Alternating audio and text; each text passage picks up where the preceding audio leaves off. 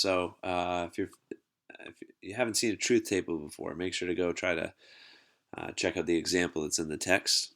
Give yourself an idea.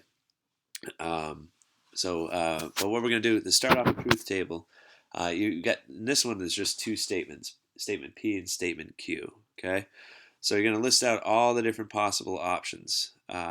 P could be true, Q could be true. P could be true, Q could be false. P could be false, Q could be true. P could be false, and Q could be false. Okay, and then this one gets a little bit more complicated because we got P or Q. So let's do that here. P or Q.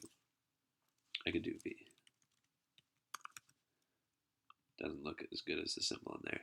So P or Q would be when P is Q or P is true or Q is true. So this first one, P or Q, in the first row is true. P is true, Q is false. So P or Q is true in that second row. So look, I'm looking at right here. P is false and Q is true. So P or Q, this is true because one or the other is true. And then for this final one, P is false and Q is false. So P or Q, neither P nor Q are true. So for that last row here, I'm going to put false. Okay. Now look, it wants us to do that. Okay. P or Q, and then negate that statement. So the negation of P or Q. Let's fill out what that column would look like in a truth table. It means just the opposite. So if that was true, then this should be false, the negation. Okay?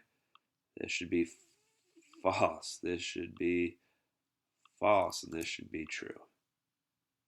We just took the negation of this column. So we just figured out what this is. We just filled out that truth table.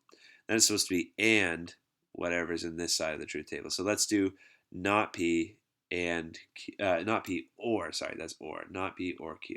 So not P or Q.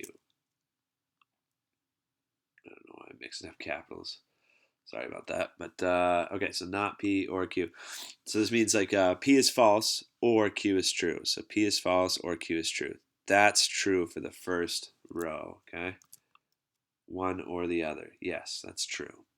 So P is false. Remember, this says P is false or Q is true. P is not false. Q is not true. So this is a false statement for this row. P is false or Q is true. P is false, so that's automatically a true statement because it's saying or. And then we got P is false or Q is true. So one of those two holds. So this also needs to be true down here. Okay. So then we're supposed to find where the final answer is when both of these are true. Okay. So we filled out the left side. This stuff is this side right here. Okay. And then the right side of that statement, this stuff is this column right here.